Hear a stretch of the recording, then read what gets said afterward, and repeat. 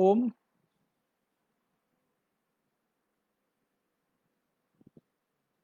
जी ओम।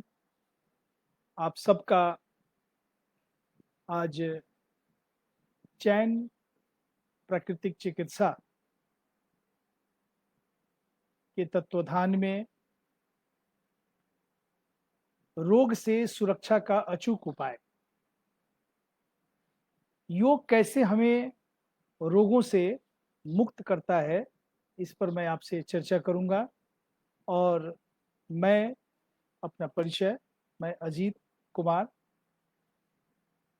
वरिष्ठ राज्य प्रभारी, पतंजलि योगपीठ हरिद्वार, बिहार और झारखंड का दायित्व मैं निर्वहन करता हूं, योग और संगठन के रूप में। और मैं विशेष तौर पर आज मैं चैन प्राकृतिक चिकित्सा गुजरात के साथियों के साथ मैं जुड़ रहा हूं। और इसके जो प्रधान डॉक्टर प्रज्ञांशु पांडे जी को मैं धन्यवाद देता हूं। मैं धन्यवाद देता हूं आदरणीय भाई डॉक्टर नितेश कुमार जी का, जो डॉक्टर प्रज्ञांशु पांडे और डॉक्टर नितेश कुमार ने मिलकर के आज इस कार्यक्रम का आयोजन किया है। मैं एक बार पुनः, जिनका मकसद है हमारे चैन प्राकृतिक चिकित्सा का मूल जो रूप है वो ये कि जन जन तक प्राकृतिक चिकित्सा को पहुंचाना, स्वस्थ रहने के लिए प्रकृति ने जो हमें वरदान स्वरूप दिया है उसका हमें पालन करना। और वैसे भी कहा जाता है कि ब्रह्मांड एन तत्वेन विश्व सृजाखिलम तनेव मूल तत्वेन जगत सर्व प्रजायते। ब्रह्मांड एन तत्व, ये जो ब्रह्मांड जो बना है, ये जो हमारा ये पूरा जो कायनात है जो बना है, जिन तत्वों से बना है उसी तत्व से ब्रह्मांड की हर एक एक चीज बनी हुई है। यथा ब्रह्मांडे तथा पिंडे, तथा पिंडे यथा ब्रह्मांड। जो चीजें ब्रह्मांड में है वो हमारे ये पिंड स्वरूप ये शरीर, जिनसे ये ब्रह्मांड बना उसी से ये शरीर बना है। ब्रह्मांड बना है वायु नीलम अमृतम थेदम भस्मांतम शरीरम। ये जो शरीर है ये भस्म होने वाला है। और ये मुख्यतः 5 तत्व अग्नि जल वायु आकाश और पृथ्वी, इसे ये बना है। और अगर ये शरीर बीमार होता है, रोगग्रस्त होता है, तो इसको स्वस्थ रहने के लिए भी इन्हीं 5 तत्वों पर आपको निर्भर रहना पड़ेगा, जो बिल्कुल सरल है, सहज है और सटीक है। मैं सटीक शब्द का प्रयोग कर रहा हूं क्योंकि जीवन में 2 महत्वपूर्ण घटनाएं हर के जीवन में होती है। हर व्यक्ति के जीवन में 2 महत्वपूर्ण घटनाएं होती है, एक उसका जन्म लेना और एक इसकी मृत्यु। जन्म और मृत्यु ये दोनों जीवन की सत्य घटनाएं हैं, निश्चित घटना है ये, जिसमें मृत्यु जो है वह अटूट सत्य है। 2 सत्य, जन्म और मृत्यु, उसमें मृत्यु अटूट सत्य है। अब आपके मन में होगा कि ये मैं जन्म को अटूट सत्य क्यों नहीं कहा। तो मृत्यु जो हम साक्षात देखते हैं और जन्म हम शास्त्रों के आधार पर कह सकते हैं कि ये जो शरीर है वो इस शरीर को हम सामान्य तौर पर मरा हुआ मानते हैं, लेकिन सच पूछिए तो ये शरीर मरता है। कहा कृष्ण जातस्य ही ध्रुवो मृत्यु, ध्रुव जन्म मृतस्य च, तस्मात् अपरिहारार्थे। ये जो शरीर है वो जन्म लेगा और मरेगा। मैं एक उदाहरण देता हूं।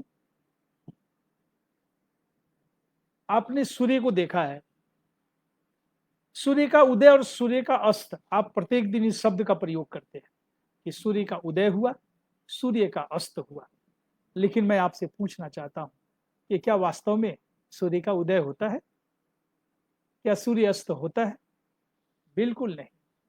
ठीक उसी तरह जैसे पृथ्वी का जो भाग सूर्य के सामने होता है वहां दिन होता है, और जो भाग सूर्य के सामने नहीं होता है वहां रात होती है। लेकिन हम सूर्य जो 24 घंटे एक जैसा होता है वह हमेशा उगा हुआ रहता है। लेकिन हम सूर्य को उगना और डूबना बोलते हैं, सनसेट और सनराइज बोलते हैं। ठीक उसी तरह मरता ये शरीर है, लेकिन हम बोलते हैं मर गया। ये शरीर का आना और शरीर का जाना, इसके बीच, इस दो अटूट सत्य के बीच एक महत्वपूर्ण चीज है कि ये दोनों हमारे बस में नहीं है। न जन्म हमारे बस में है, न मृत्यु हमारे बस में है। हमारे बस में क्या है? एक चीज है कि हम अपने को स्वस्थ रख सकते हैं। ये हमारी अपनी कृति है, ये हम कर सकते हैं। और हर मानव का धर्म है स्वस्थ रहना, उसका ये मौलिक कर्तव्य है स्वस्थ रहना। लेकिन हम स्वस्थ कैसे रह सकते हैं? आइए हम जानते हैं कि दो बातें इस प्राकृतिक चिकित्सा के अंतर्गत, दो बातें। एक तो हम स्वस्थ रहें, और दूसरा अगर हम बीमार हो जाएं तो हम रोग मुक्त हो जाएं। एक तो हम बीमार ना पड़े, इसके लिए हमें एक जतन करना पड़ेगा। कैसे करना पड़ेगा? इन प्रकृति से हम कैसे अपने को स्वस्थ रह सकते हैं और उसमें योग हमारी क्या मदद करेगा। और दूसरा जो विषय है वो ये कि अगर हम बीमार हो जाते हैं तो हम स्वस्थ कैसे रहें।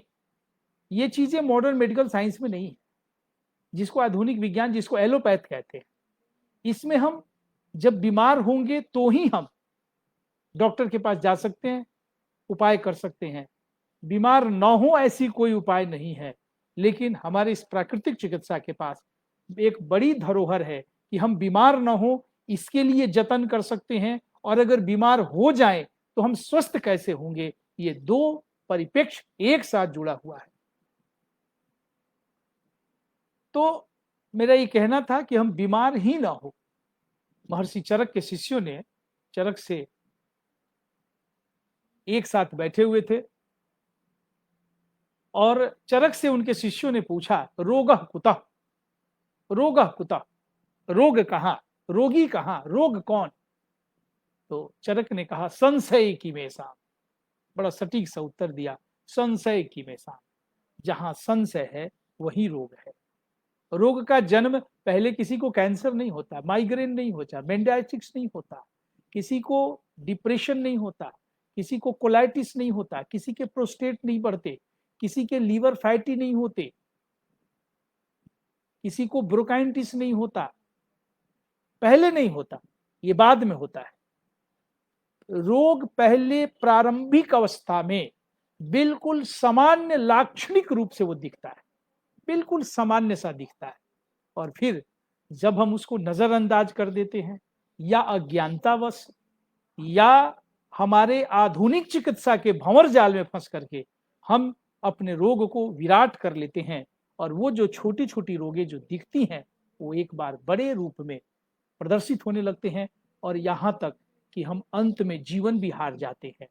तो आइए हम समझने का प्रयास करते हैं कि एक स्वस्थ जीवन के लिए हमारा क्या आधार होना चाहिए। तो शास्त्रों के आधार पर मैं चर्चा करूं तो एक उत्तम स्वास्थ्य के लिए 4 स्तंभ बताए गए। 4 स्तंभों का अगर हम पालन करें तो हम कभी बीमार ही ना हो, कभी हमारी आंख खराब ना हो, कभी कान खराब ना हो, कभी चेहरों पे झुर्रियां ना पड़े, कभी व्यक्ति, मैं बड़ी बीमारियों की बात नहीं करता, मैं सामान्य तौर पर बात कह रहा हूं, ये छोटी छोटी बीमारियां, इनसे हम मुक्त रह सकते हैं। और वो 4 जो स्तंभ हैं, उनमें पहला जो स्तंभ है वो ये कि व्यवस्थित जीवनचर्या। व्यवस्थित जीवनचर्या, ये एक बड़ा शब्द है, व्यवस्थित जीवनचर्या। अर्थात हमारा जो जीवन है वो प्राकृतिक जीवन हो। कैसे प्राकृतिक जीवन हो? आइए हम इस समझने का प्रयास करते हैं। हम कब सोते हैं, कब खाते हैं, कब जगते हैं, ये बहुत महत्वपूर्ण बात है। ये जो हमारा जीवन शैली है, गांधी जी की बात, चूंकि गुजरात की बात है और गांधी जी का जन्म आपके यहाँ हुआ था और जन्म आपके हुआ था, लेकिन कर्म भूमि ये बिहार और चंपारण गांधी जी की कर्मभूमि थी। और गांधी जी के शब्द को मैं अगर उपयोग करूं तो गांधी जी ने कहा था कि जाने और अनजाने में जब हम प्रकृति के नियमों का उल्लंघन करते हैं, अवहेलना करते हैं, कितनी बड़ी बात कहा उन्होंने कि जब हम प्राकृतिक के नियमों का उल्लंघन करते हैं तब हम बीमार होते हैं। प्राकृतिक के नियमों का उल्लंघन अर्थात आज स्वस्थ रहने के लिए क्या चाहिए? प्रकृति के नियमों का पालन करना। और गांधी जी ने एक शब्द और कहा कि जब हम दवाओं का प्रयोग करते हैं तो हम पहली बार हम गुलामी की जंजीर में बंध जाते हैं। हम गुलामी की पहली सीढ़ी इन दवाओं का प्रयोग मानते हैं। कैसे? मैं थोड़ा सा विस्तार देना चाहता हूं इसको, क्योंकि आज के व्याख्यान 2 चरण में है। पहला जो चरण है वो है हमारा जीवन प्राकृतिक कैसे आधारित होना चाहिए। तो जो मान लिया जाए कि आज मैंने किसी आमंत्रण में, किसी प्रतिभोज में गया और प्रतिभोज में जाने के बाद मैंने वहां भोजन डट के किया, फिर हम बीमार हो गए। फिर हम चिकित्सक के पास गए, वहां हमने दवा ली, दवा खाई, फिर स्वस्थ हो गए। फिर हम स्वस्थ होने के बाद किसी दूसरे आमंत्रण निमंत्रण में गए, वहां हमने कुछ खाया, फिर बीमार हो गए। मालूम चला हमें गैस हो गया, हमें कॉन्स्टिपेशन हो गया, हमें कोई लीवर फैटी हो गया, लीवर सोराइसिस हो गया, कोलाइटिस हो गया, और फिर हम दवा खाने लगे। अर्थात धीरे धीरे हम दवाओं के प्राधीनता को स्वीकार कर लिया। यानी शरीर स्वस्थ तब रहेगा जब हम दवाओं का सेवन करेंगे। तो गांधी जी ने कहा था कि ये जो शरीर है, अगर आप दवा का सेवन करते हैं तो पहले तौर पर आप कहीं ना कहीं प्राधीनता को स्वीकार कर लेते हैं। दूसरी बात, इस शरीर को समुचित श्रम परम आवश्यक है। पहला क्या था? पहला था व्यवस्थित जीवन शैली, और वो जीवन शैली प्राकृतिक आधारित होना चाहिए। क्यों? क्योंकि मैं पहले ही चरण में कहा कि ब्रह्मांडेन तत्वेन विश्व सृजाखिलम तनेव मूल तत्वेन जगत सर्वप्रजायते। हमें कभी भी स्वस्थ रहने के लिए इन प्रकृति पर ही निर्भर रहना होगा, और बीमार होने पर इन्हीं प्रकृति के चीजों का प्रयोग करना पड़ेगा। और क्या करना होगा मैं आगे की बात करता हूं। और ये जो बीमारी है वो हमारा पाप है। इसको हमारे मनीषियों ने, ऋषियों ने, तपस्वियों ने, ज्ञानियों ने, महाविद्वानों ने बीमारी को पाप कहा। क्या कहा? पापेन जायते व्याधि। पापेन क्या है? रोग का जड़ है। पापेन जायते व्याधि, पापेन जायते जरा, पापेन जायते दन्यम दुखम शोकम भयंकर, तस्मात् पापम दोषम बीजम अमंगलम। ये जीवन में अमंगल का बीज, जब हम प्रकृति के विपरीत जाते हैं तो हमें अमंगल का बीज पड़ जाता है। यहीं से हमारी बीमारी प्रारंभ हो जाती है, हम बीमार हो जाते हैं। तो पहली बात, हम अपना व्यवस्थित जीवनचर्या रखें। दूसरी बात, शरीर से समुचित श्रम। अब श्रम में आप योग करें, आप प्राणायाम करें, आप प्राणायाम करें, योग करें, टहलें, आप कुश्ती करें, आप खेलें, आप कुछ भी कर सकते हैं। लेकिन अगर सर्वाधिक लाभ अगर आप इस श्रम से चाहते हैं तो आपको योग करना होगा। योग में प्राणायाम करना होगा, योग में आसन करना होगा, योग में आपको सूर्य नमस्कार करना होगा। कैसे करना होगा मैं इस पर चर्चा बहुत विस्तृत तरीके से आपके बीच रखूंगा। तो मैं ये कह रहा था कि समुचित श्रम, मैं एक छोटा सा उदाहरण देता हूं। मान लिया जाए रात में आपने सोया, आपके गर्दन में अकड़न हो गई, आपके कलाई में दर्द हो गया, तो आप क्या करेंगे? अगर कलाई में दर्द हो गया तो अगर कोई छोटा व्यक्ति होगा जिसकी आय छोटी होगी, वो क्या करेगा? किसी योग शिक्षक के पास जाएगा, किसी प्राकृतिक चिकित्सक के पास जाएगा। और अगर वो पैसे वाला होगा तो क्या करेगा? वो बड़े डॉक्टर के पास जाएगा। डॉक्टर क्या करेगा? एमआरआई कराएगा। डॉक्टर क्या करेगा? एक्सरे, डिजिटल एक्सरे कराएगा। और क्या करेगा? वो पूरा ब्लड केमिस्ट्री का टेस्ट कराएगा। और उसके बाद भी अगर कोई रोग नहीं निकला तो आपको क्या करेगा? वो विटामिन सी लिख देगा, विटामिन डी लिख देगा। क्यों लिखेगा? क्योंकि आपने 2-2 दिन पैरवी करके नंबर लगाई थी, पैसा दिया था। अब अगर वो कुछ नहीं लिखे तो आप उसे पैसा वापस मांगेंगे और वो स्वीकार नहीं करेगा, तो इसलिए वो कुछ लिख देगा। आपको अगर विटामिन लिखेगा, आपको मिनरल्स की दवाइयां लिखेगा, वो आपको कैल्शियम की दवाइयां लिखेगा। और याद रखिएगा, ये सारी चीजें अगर पहले से बैलेंस हो, कैल्शियम बैलेंस हो आपके बॉडी में, और अतिरिक्त कैल्शियम अगर आप ले लेते हैं, तो आपको पता होना चाहिए कि कैल्शियम का स्टोरेज एक लिमिट में होता है। अगर आप ज्यादा कैल्शियम लेंगे, अगर आप ज्यादा कैल्शियम लेंगे तो क्या होगा? आपके शरीर की हड्डियां बढ़ जाएगी। बोल दीजिए ऑनलाइन कि आपकी आपकी हड्डियां बढ़ जाएंगी। आपका आपको आपको लंबर का, आपको एड़ी का, आपको सर्वाइकल का, ये हड्डी बढ़ जाने से फिर आपको अलग रोग होने लगेगा। तो ये एक परेशानी हो सकता है। तो आप सोचेंगे क्या करना था? अरे महाराज, रात में आपने सोया, अकारण ही दर्द हो गया। तो क्या होगा? अकारण दर्द हो गया किसमें? कलाई में। तो अगर आप इस कलाई को 1000 बार, जी हाँ, 1000 टाइम्स आप इसको क्लॉकवाइज और एंटी क्लॉकवाइज ऐसे मूव कर लेते, तो आपकी दर्द खत्म हो जाती। यही है श्रम। अगर आपके गर्दन में दर्द हो गया, आपको क्या करना था? सुबह उठना था, कुछ नहीं करना था। गर्दन में अकड़न है, बाएं दाएं नहीं जा रहा है, तो आपको धीरे धीरे इसे क्लॉकवाइज और एंटी क्लॉकवाइज, क्लॉकवाइज और एंटी क्लॉकवाइज इसको आपको घुमाना था। अगर आप घुमा लिए होते दिन में 10-5 बार, तो आप गर्दन दर्द से मुक्त हो सकते थे। लेकिन आपने ऐसा नहीं किया। आपने ज्यादा समय, भरोसा, विश्वास आपने मेडिसिन पर दिया, और वो मेडिसिन खा करके मालूम चला कि आपको कॉन्स्टिपेशन, गैस, और ये गैस से जो है ना, ये गैस है जो हमको प्राकृतिक चिकित्सा में इसको हम वात बोलते हैं, वात। और अंग्रेजी में जितने टिस शब्द लगे होते हैं वो सारे गैस हैं। मैं छोटे से उदाहरण दे रहा हूं। ये 138 प्रकार की टिस होती है। मैं बोलूं तो मेरा पूरा समय ये टिस टिस में निकल जाएगा, लेकिन मैं उदाहरण दे रहा हूं। गैस बना कहां? गैस बना हमारा पेट में, अमाशय में, हमारी बड़ी आंत में, छोटी आंत में।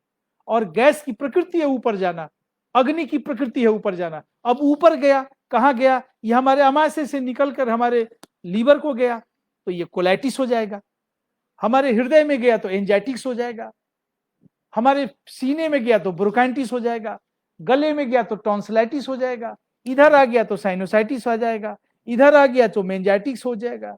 इधर आ गया तो स्पॉन्डिलाइटिस हो जाएगा। कमर में चला गया तो लंबर स्पॉन्डिलाइटिस हो गया। गलती से घुटने में उतर गया तो अर्थराइटिस हो गया। ये जितने टिस टिस की बीमारियां हैं वो कुछ नहीं, ये गैस है। और ये सब वात रोग है, वात रोग। और हमारे तुलसीदास जी ने तो बड़ा अच्छा व्याख्यान किया इसका। कहा, काम वात कफ लोभ अपारा, क्रोध पित्त नित छाती जारा, प्रीति कर हूँ जो तीनु भाई, उपजहि सन्निपाद दुखुदाई। बड़ी अच्छी व्याख्यान है। और कहा, काम वात, काम होगा तो वात बढ़ेगा आपका, आप रोक नहीं सकते। मैं बात नहीं कर रहा हूं कि आपको कैंसर हो गया, मैं ये बात नहीं कर रहा कि कोलाइटिस हो गया, लीवर सोराइसिस हो गया। मैं बात कर रहा हूं वात का। काम से, मन में जब काम की भावनाएं आएंगी, काम मतलब कामना, काम की भावनाएं आएगी तो आपको वात जन्म लेगा ही लेगा, आप रोक नहीं सकते। काम वात कफ, ये जो आपको कफ अगर कैसे बढ़ेगा? काम बढ़ा तो वात बढ़ेगा। लोभ बढ़ा, आपके अंदर लोभ आ गई किसी चीज की, तो आपको क्या बढ़ेगा? कफ बढ़ जाएगा। और अगर क्रोध आया तो पित्त बढ़ जाएगा, क्रोध आया तो पित्त बढ़ेगा। और अगर तीनों एक साथ हो, माने काम भी हो, क्रोध भी हो और लोभ भी हो, तो क्या होगा? ये तीनों से जब मित्रता कर लेंगे तो आपको सन्निपात, सन्नि बोलते हैं फेफड़े को, इसमें यानी लंग्स का कंजेशन हो जाएगा। अगर आधुनिक बात करें तो, चिकित्सा की भाषा में बात करें तो लंग्स कंजेशन हो जाएगा। और ये लंग्स कंजेशन हो गया तो एक बार अगर लंग्स का कंजेशन हो गया तो आपको 100 कम से कम 20 प्रकार की बीमारियां होंगी, 120 प्रकार की। हमारे आयुर्वेद में महर्षि चरक ने 80 प्रकार की बीमारियों का वात में चर्चा किया है। अब मैं उदाहरण देता हूं। क्या उदाहरण देता हूं? वात, जैसे किसी के घुटने में दर्द है तो क्या है वो? वात। शरीर में मैंने कहा ना, वायु नीलम अमृतम थेदम भस्मांतम शरीरम, ये भस्म होने वाले शरीर अग्नि, जल, वायु, आकाश और 5 तत्वों से बना हुआ है। और ये पांचों फिजिकल है, भौतिक भौतिक तत्व हैं। अब ये जो पांचों तत्व हैं उनकी अपनी एक प्रकृति है, और पांचों तत्व के लिए शरीर में हमारे अंग बने हुए हैं, ऑर्गन्स बने हुए हैं। मैं थोड़ी सी चर्चा कर लेता हूं। पहला आकाश, आकाश के लिए हमारा फेफड़ा और हमारी लार्ज इंटेस्टाइन, ये तुलन्यार्थ है, ये समानांतर। आकाश में 7 करोड़, ये लंस में 7 करोड़ 32 लाख छिद्र हैं, आकाश में असंख्य तारे हैं। तो ये आकाश हमारा लंस और हमारी लार्ज इंटेस्टाइन। आकाश के बाद वायु, वायु के लिए हमारा हार्ट और स्मॉल इंटेस्टाइन, हमारा हृदय और छोटी आंत। ठीक उसी तरह अग्नि, अग्नि के लिए 2 अंग बने, लीवर और गॉल ब्लैडर। फिर जल, जल के लिए 2 अंग बने, किडनी और यूरिनरी ब्लैडर, मूत्र की थैली और हमारी किडनी। उसी तरह पृथ्वी, पृथ्वी के लिए 2 अंग बना, आमाशय और हमारी तिल्ली, स्प्लीन। तो ये सभी तत्वों के लिए शरीर में अंग बने हैं। आकाश, मैं आकाश की बात करता हूं। आकाश का कार्य क्या है? आकाश का कार्य है हमारा विस्तार देना, फैलाव देना, ढकना। ये उसकी प्रकृति है। आकाश की प्रकृति है ढकना। और शरीर में कौन ढका है? हमारा स्किन, हमारे ये चमड़े, ये हमारे जो स्किन जो दिख रहा है ना, ये हमारा शरीर को कवर किया है। तो इस वायुमंडल को कवर किसने किया? आकाश ने किया। आकाश यानी हमारे शरीर को किसने किया? स्किन ने किया। और आप शास्त्रों के आधार पर देखें क्या, कि जो हमारे पिंड में हो, ब्रह्मांड में, यथा पिंडे, यथा पिंडे तथा ब्रह्मांडे, तथा ब्रह्मांडे यथा पिंडे। इसी को महर्षि हमारे चरक ने कहा, यावंते ही लोके मूर्तिमंतो भाव विशेषः। अर्थात अगर हमें स्किन का कोई प्रॉब्लम है, अभी वर्षा ऋतु चल रहा है, फंगस है चारों तरफ, और इस फंगस में ये हमारे क्या है? अपरस हो सकता है, एक्जिमा हो सकता है, सोराइसिस हो सकता है, इचिंग हो सकता है, इसमें कोई भी रोग होगा, ये स्किन का कोई भी रोग होगा, ट्रीटमेंट कहां होना चाहिए? लंग्स को होना चाहिए। This is the problem of your lungs, not skin. लेकिन आधुनिक चिकित्सा में एलोपैथ के डॉक्टर के पास जाइए तो क्या लिखेगा? स्किन के खराबी के लिए वो हमारा वाइनमेंट लिखेगा, वाइनमेंट लगाइए, हमारी ये क्रीम लगाइए। और इस क्रीम की बात पर मुझे गालिब का एक शेर, बड़ा बढ़िया शेर हमें याद आ रहा है, कि गालिब रात भर यही भूल करता रहा, गालिब रात भर यही भूल करता रहा, दाग चेहरे पे थी और आईना साफ करता रहा, दाग चेहरे पे थी और आईना साफ करता रहा। बीमारी कहां, इलाज कहां हो रहा है? ये है हमारी आधुनिक चिकित्सा, ये है हमारी मॉडर्न मॉडर्न ये थेरेपी जो फेल्योर है, 100% फेल्योर है। और आज जो इतने रोग हो रहे हैं, इसका मुख्य कारण ये मॉडर्न मॉडर्न जो हमारी जो पैथ है, ये इसका ज्यादा उत्तरदायी जाता है। कहा कि अगर इस स्किन को ठीक रखना है तो किसको ठीक रखना होगा? लंग्स को ठीक रखना होगा। और लंग्स को ठीक रखने के लिए क्या करना होगा? बस 2 अभ्यास करने होंगे, एक भ्रस्तिका और एक अनुलोम विलोम। बस अगर योग की बात करें, लंग्स को ठीक रखने के लिए 2 अभ्यास करने होंगे, और वो है भ्रस्तिका। कैसे भ्रस्तिका करना है? इसमें आप कमर को सीधी कर लेंगे, ध्यान मुद्रा, ज्ञान मुद्रा, अपान मुद्रा, 12 मुद्राएं होती हैं। कभी विस्तृत कक्षाएं होंगी तो हम इन मुद्राओं की चर्चा करेंगे, योग की पूरी क्रिया का मैं चर्चा करूंगा। तो ये 12 मुद्राएं होती है, और ये सारी मुद्राएं हमें शरीर को आसनों का ये सूक्ष्म रूप है। तो किसी एक मुद्रा का, ये है ज्ञान मुद्रा, शून्य मुद्रा, अपान मुद्रा। ये डायबिटीज के रोगियों के लिए अपान मुद्रा बहुत बढ़िया मुद्रा है। तो ये अलग अलग मुद्राएं में हम बैठ जाएं, बैठने के बाद फिर हम श्वास को लंबा ले और छोड़ें, बस।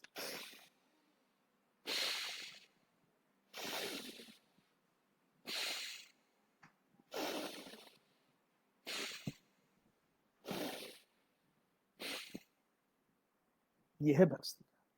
और दूसरा है अनुलोम विलोम।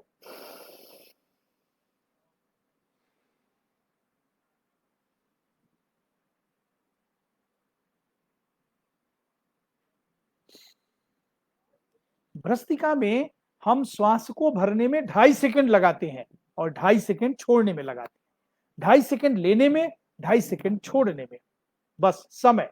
विधि, जब भ्रस्तिका करें तो श्वास को फेफड़े में भरें, फेफड़े से बाहर छोड़ें, ये विधि। और संकल्प कि मेरे जो भी रोग है मैं रोगों से मुक्त हो रहा हूं, इस भाव के साथ। अनुलोम विलोम करें तो 2.5 से 5 सेकंड श्वास को भरने में लगाएं और 2.5 से 5 सेकंड श्वास को छोड़ने में। जितना समय श्वास को लेने में लगाएं उतना समय श्वास को छोड़ने में लगाएं। आप अगर ये अभ्यास करेंगे तो आपको ये स्किन डिजीज नहीं होगा। अब आए हम, मान लीजिए कोई दर्द का रोगी मिला आपको, दर्द का रोगी मिला, तो दर्द का कारण क्या है? वात। टिस, जितने टिस शब्द हैं सब वात है। इसका मुख्य कारण क्या है? मुख्य कारण है हमारा वात। और ये जरा वात और पित्त कफ, ये आयुर्वेद की ये 3 दोष हैं, और इस दोष पर ये हमारा पूरा शरीर, जीवन, पूरी प्रक्रिया हमारे ठहरे हुए हैं, पूरा सिस्टम काम करता है। तो ये जो वात पित्त कफ है, तो ये जो वात है इसमें दो तत्व, कौन कौन? वात में आकाश और वायु, 2 तत्व मिले रहते हैं, आकाश और वायु। और आकाश के लिए 2 अंग जिम्मेवार हैं, कौन कौन? लंग्स और लार्ज इंटेस्टाइन। और अग्नि के लिए वात और वायु, वायु के लिए 2 अंग, हार्ट और हमारे स्मॉल इंटेस्टाइन। ये 2 अंग हमारे इन्वॉल्व है, और 2 अंग इन्वॉल्व है। और वात के लिए तो आपको क्या करना है? अगर आपको पता हो गया कि वात रोग मतलब आकाश, वात रोग मतलब वायु, तो आपको आकाश के लिए अपने लंग्स को और लार्ज इंटेस्टाइन को स्ट्रॉन्ग करना होगा। और इसे स्ट्रॉन्ग करने के लिए प्रथम दृष्टांत और पावरफुल है हमारा भ्रस्तिका और कपालभाति, हमारा अनुलोम विलोम और कपालभाति। आप अगर 2 अभ्यास कर लें तो अपने शरीर में आकाश का संतुलन कर लेंगे। कपालभाति कैसे करेंगे?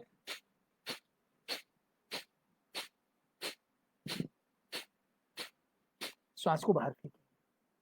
आज मैं बताने वाला हूं आपको कि आपकी आंखों पे चश्मा कभी नहीं चढ़ेगा, और चढ़ा है तो उतर जाएगा। कैसे?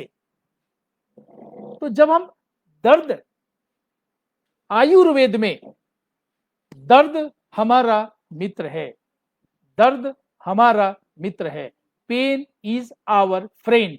और एलोपैथ में पेन इज आवर इनेमी। कितना अंतर है?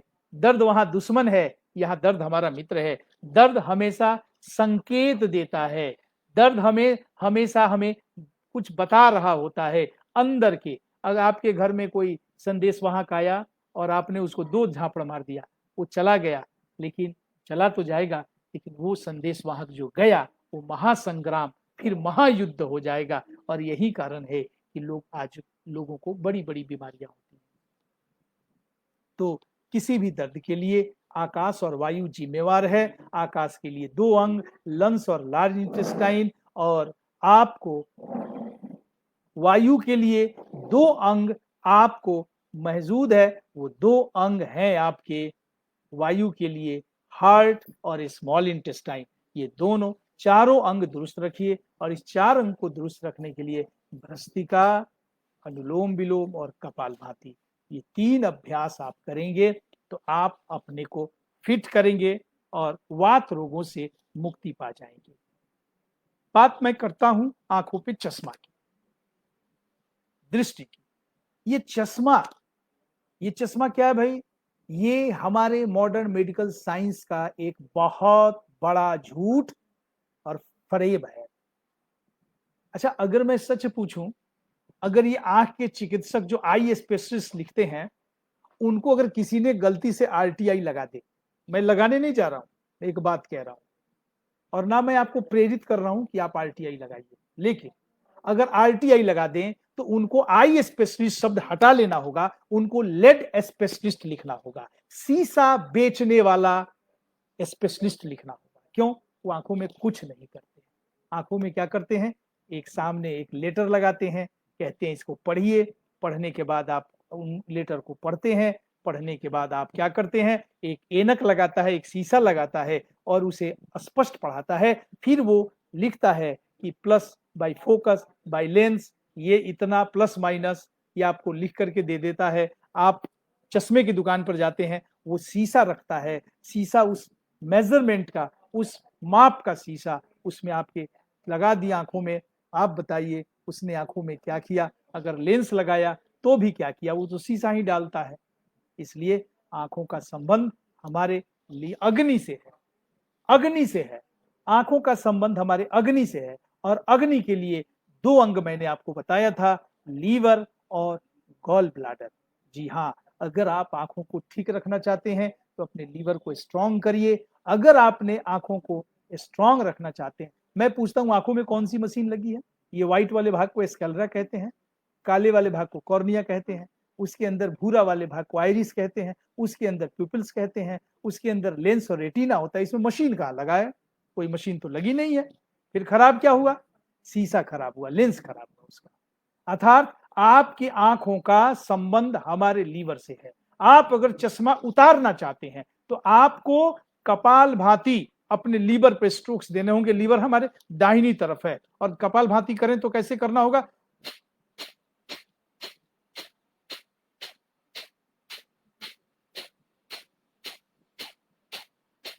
आप आधे आधे घंटे स्ट्रोक्स अपने लीवर पर दीजिए। आपको चश्मा चढ़ा है तो धीरे धीरे पावर कम हो जाएगा, चश्मा उतर जाएगा, और नहीं चढ़ा है तो 100 साल के पहले चश्मा नहीं चढ़ेगा।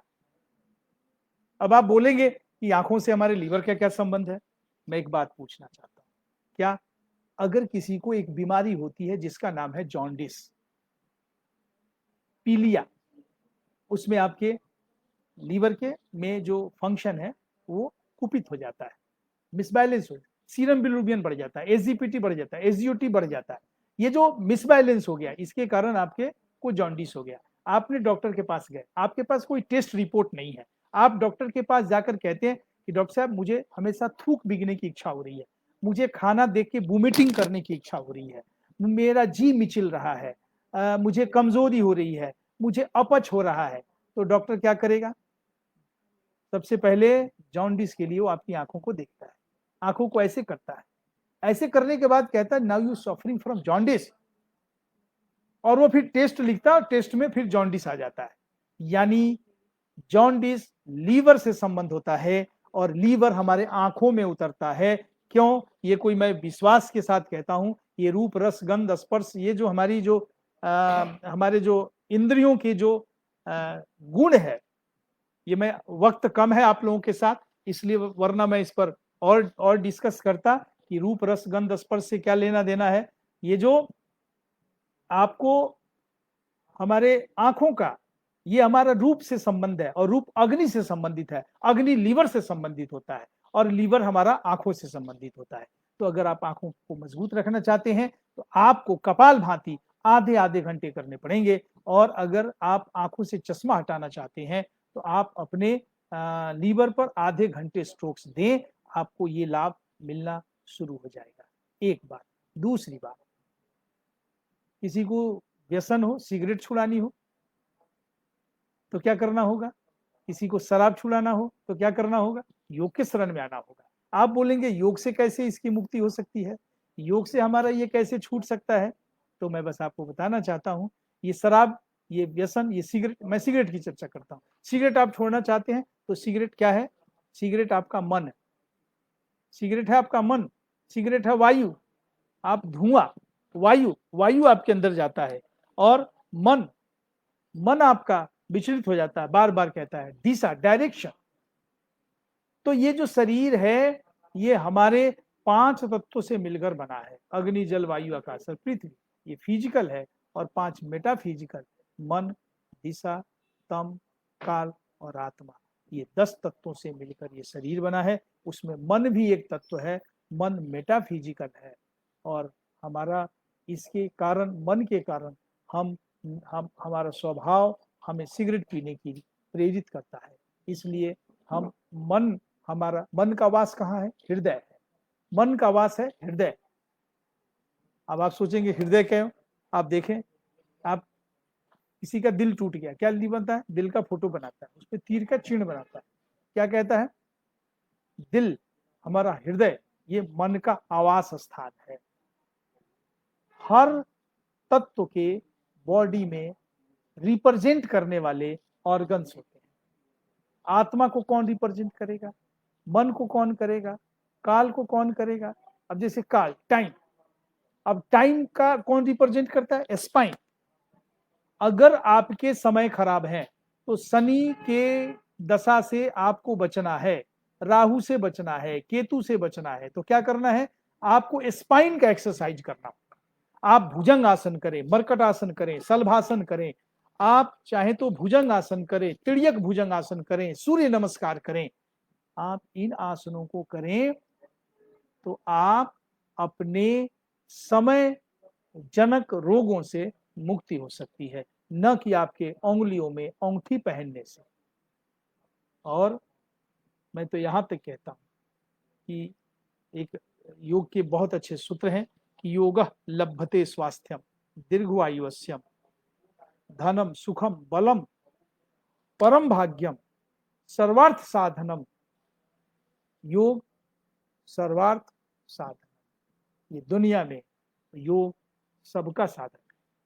आप इस कोरोना काल में भी देख लें, कोरोना काल में सर्वाधिक, इस कोरोना काल में सर्वाधिक आपने कहीं शब्द जो सुना होगा, वो सुना होगा कि अपने इम्यून सिस्टम को मजबूत करिए, आप अपने प्रतिरोधक क्षमता को मजबूत करिए। और ये प्रतिरोधक क्षमता कैसे मजबूत होगा? ये किसी ने नहीं कहा कि आप कोवाडेक्स फोर्ट खा लीजिए, बिकोसुल खा लीजिए, रेविटल खा लीजिए, किसी ने नहीं कहा। आपने कोई विटामिन बी, सी, डी, ई किसी की टैबलेट खाने के लिए किसी ने कहीं कोई प्रचार नहीं किया। क्या आप कहा तुलसी पी लीजिए, क्या कहा तुलसी का काढ़ा पी लीजिए, क्या कहा अश्वगंधा खाइए, अश्वगंधा का काढ़ा पीजिए, क्या कहा गिलोय लीजिए, गिलोय के जूस लीजिए, गिलोय का काढ़ा लीजिए, गिलोय का टैबलेट लीजिए। ये जितने लोग मिले सब हम प्रकृति के इन आयुर्वेद के तत्वों को ही हमने जीवन में अपनाया, उसको स्वीकार किया और फिर अब उसका काढ़ा पिया और फिर अपने इम्यून बूस्टअप को मजबूत किया। तो कहीं ना कहीं हम जो बीमार होंगे तो ये हमारी जो प्रकृति, अग्नि, जल, वायु, आकाश और पृथ्वी, ये ही तत्व हमें स्वस्थ रहने के लिए हमारे शरीर में आवश्यक है। और इन सब तत्वों को स्वस्थ रहने के लिए बहुत सरल जो तरीका है वो ये है कि हम नियमित योगाभ्यास करें। और आपको पता नहीं होता कि आप जब योगाभ्यास कर रहे होते हैं, आप जब छोटे छोटे अभ्यास कर रहे होते हैं, आप केवल कलाइयों को घुमा रहे होते हैं। जब आप कलाइयों को घुमा रहे होते हैं, जब गर्दन को घुमा रहे होते हैं, जब आप कंधे को घुमा रहे होते हैं, तो आपको कितना बड़ा लाभ मिलता है। आप केवल कंधे को घुमा रहे हैं लेकिन आप यहाँ लंग्स को ट्विस्ट कर रहे हैं अपने। यहाँ आप कंधे को घुमा रहे हैं लेकिन आप लंग्स को ट्विस्ट कर रहे हैं। आप कंधे को घुमा रहे हैं, लार्ज इंटेस्टाइन को ट्विस्ट कर रहे हैं, यहाँ लार्ज इंटेस्टाइन को ट्विस्ट कर रहे हैं। आप कंधे को घुमा रहे हैं, स्मॉल इंटेस्टाइन को ट्विस्ट कर रहे हैं, ये हमारा स्मॉल इंटेस्टाइन है। आप कलाई को घुमा रहे होते हैं, ये हार्ट को ट्विस्ट कर रहे होते हैं। ये बहुत बड़ा विज्ञान है। ये ऐसा विज्ञान है जो केवल 45 मिनट में ये बात नहीं कही जा सकती, लेकिन हाँ दृष्टि जरूर रखी जा सकती है, जो मैं आपके बीच रखने का प्रयास कर रहा हूं। जो आपका जो विषय है आज का कि योग से हम रोग कैसे सुरक्षा कवच तैयार करें। और मैं एक बार पुनः डॉक्टर प्रज्ञांशु पांडे जी को मैं धन्यवाद देता हूं, जो कि हमारे चैन प्रकृति चिकित्सा से जुड़े हुए हैं। और आप उन सभी तमाम साथियों को जो इनसे जुड़े हुए हैं कि बड़ा निस्वार्थ भाव से बिल्कुल और प्रेरणात्मक भाव से आपके साथ लगे हुए हैं और ये आपके स्वास्थ्य के लिए चिंतित हैं। तो ये ऐसे छोटे छोटे सेमिनार करके हम जैसे छोटे लोगों को आमंत्रित करके आप लोग इसको मुहिम चला रहे हैं। मैं आपके इस मुहिम को नमन करता हूँ, सैल्यूट करता हूँ। और विशेष तौर पर मैं ये कह रहा था कि जो हम 4 आधार स्तंभ, व्यवस्थित जीवनचर्या, दूसरा मैंने कहा समुचित श्रम, ये मैंने समुचित श्रम की बात कही, फिर खाद्य पदार्थों का सही चयन। हम जब खाद्य पदार्थ जो हम भोजन करते हैं उसका सही चयन करना होगा। अब सही चयन का मतलब काजू, पिस्ता, किशमिश, अखरोट, ये मैं बात नहीं कर रहा हूं। मैं कह रहा हूं हम जो भोजन करते हैं, भोजन से हम देखें तो रस बनता है, सप्त धातु की मैं बात कर रहा हूं। भोजन से रक्त बनता है, भोजन से रस बनता है, रस से रक्त बनता है, रक्त से मांस बनता है, मांस से मेद बनता है, मेद से अस्थि बनती है, अस्थि से मज्जा बनता है और मज्जे से शुक्र बनता है। ये जो सप्त धातुएं हैं, अगर हमारा भोजन, मैं एक बात कहना चाहता हूं कि ये जो भोजन है, ये जो भोजन आज जो भोजन करेंगे वो 60 दिन तक लगता है इसको प्रोसेस होने में, 60 डेज। आपने खाया, पचाया, आपने समझा काम हो गया, लेकिन इस पचाए हुए भोजन को, खाए हुए भोजन को आपको लगभग 60 दिन का समय लगता है और 60 दिन में जाकर के ये भोजन आपको पचता है। मैं उदाहरण दे रहा हूं, ये बरसात का काल है, वर्षा हो रही है चारों तरफ। इसके लिए जो सबसे बड़ी बीमारियां क्या है? फंगस की बीमारियां। और ये फंगस ये क्यों होता है? जल के कारण। शरीर में अगर जल की मात्रा कम हो, यथा ब्रह्मांडे तथा पिंडे, अर्थात ब्रह्मांड में जल ज्यादा होता है इस समय, तो इस पिंड में भी जल ज्यादा होगा। लेकिन ऐसा नहीं कि आज जल पी लेंगे तो जल ज्यादा हो जाएगा, जी ना। आज जल शरीर में तैयार रखने के लिए आपको क्या करना होगा? इस जल को आपको कम से कम 60 दिन पहले, अर्थात ये मई जून में आपको पानी वाले फल का सेवन, पानी वाले आहार का सेवन ज्यादा करना होगा। अगर आप उस समय ज्यादा करेंगे तो निश्चित तौर पर आपके शरीर में जल प्रचुर मात्रा में रहेंगी और कभी ये फंगल डिजीज आपको नहीं हो सकता है। तो ये खाद्य पदार्थों का सही चयन और खाने का सही तरीका। चौथा, खाने का सही तरीका। आपके खाने के सही तरीके आपको होने चाहिए। कैसे खाने के सही तरीके होने चाहिए? तो जब आप भोजन करें तो ये भोजन ये प्राण की अवस्था के अनुकूल करे, यानी प्राण हमारे अलग अलग समयों में अलग अलग तरीके से हमारे शरीर में हर 2 घंटे 2 ऑर्गन्स में रहता है। ये चूंकि वक्त कम है इसलिए मैं इस पर चर्चा नहीं करूंगा, लेकिन जैसे मैंने एक श्वास भरा, ये प्राण प्राण तत्व को हमने एक श्वास भरा। आहार का चयन, आहार मतलब पहला आहार हमारा क्या है? वायु, दूसरा आहार है जल, तीसरा आहार है हमारा फल, चौथा आहार है, पहला आहार है हमारा वायु, दूसरा आहार है जल, तीसरा आहार है सूर्य की रोशनी, चौथा आहार है हमारे फल, कंद मूल, पांचवा आहार है अंकुरित अनाज, छठा आहार है दाल भात रोटी सब्जी। तो सही चयन, सही चयन क्या है? यानी 1 घंटा प्रत्येक दिन आपको योग और प्राणायाम करना पड़ेगा और आप इस योग प्राणायाम को इस प्रकृति की गोद में बैठकर करें, खुले वातावरण में करें, तो आपको बहुत सारे लाभ मिलेंगे। आपको सामान्य तौर पर जो बीमारियां होती हैं उन बीमारियों से आपको मुक्ति मिलेगी। आपको बीमार होने का अवसर कम प्रदान होगा। आपके HDL LDL का बैलेंस बना रहेगा, आपके बॉडी में फैट्स मैनेज हो जाएंगे, ऐसे तमाम चीजें। और जब हम एक श्वास भरते हैं तो जैसे हमने एक श्वास भरा, हम फेफड़े में श्वास गया हमारा, फेफड़े में जाने के बाद श्वास हमारे हृदय में जाएगा, हृदय से फिर हमारे आर्टरीज में जाएगा, आर्टरियों में जाएगा, कैपिलरीज में जाएगा, सेल में जाएगा, फिर ऑर्गन्स में जाएगा, फिर सिस्टम में जाएगा और फिर वो सिस्टम में जाकर हमें एनर्जी प्रदान करेगा, हमें ताकत प्रदान करेगा। इसलिए हमें स्वस्थ रहने के लिए हमें स्वस्थ रहने के लिए हर हाल में हमें प्राकृतिक का नियमों का पालन करना होगा। हमें शरीर का समुचित श्रम करना होगा, खाद्य पदार्थों का चयन करना होगा और खाने का सही तरीका हमें अपनाना होगा। आपको पता है कि बहुत सारी चीजें, आपको केवल ऐसा भी होगा कि आप श्वास ले रहे हैं, छोड़ रहे हैं। आपका श्वास लेना, आपका श्वास छोड़ना, यही प्राणायाम है। आप तो श्वास ले रहे हैं, छोड़ रहे हैं, लेकिन एक नियमबद्ध होकर के, एक अनुशासन में महर्षि पतंजलि ने कहा योगस्य चित्तवृत्ति निरोधः। और क्या कहा? कहा कि अथ योगा अनुशासनम। ये जब हम योग को अनुशासन के साथ करते हैं तो हमारे अंदर चित्त और वृत्तियों का निरोध होता है। और महर्षि पतंजलि ने कहा योगा अनुष्ठानात् अशुद्धि क्षया। ये योग के अनुष्ठान करने से, योग के अभ्यास करने से हमारे अंदर अशुद्धि क्षय होता है, बॉडी डिटॉक्स होता है। और जब हम डिटॉक्स होते हैं तो हम स्वस्थ रहते हैं। और उन स्वस्थ लाभ, इसलिए क्या लाभ हो रहा है, क्या लाभ नहीं हो रहा है, इसकी चिंता किए बिना, जैसे एक चाणक्य ने एक सूत्र लिखा, पुष्पे गंधम तिले तैलम काष्टम अग्नि पयसति घृतम रक्षौ गुडम तथा देहे पश्याम अमृता विवेकता। कितनी अच्छी बात कही। क्या कहा? पुष्पे गंधम, फूल में गंध होता है लेकिन हमें पता नहीं होता। फूल में गंध होता है लेकिन वो गंध हमें दिखता नहीं है, हम केवल फील कर सकते हैं।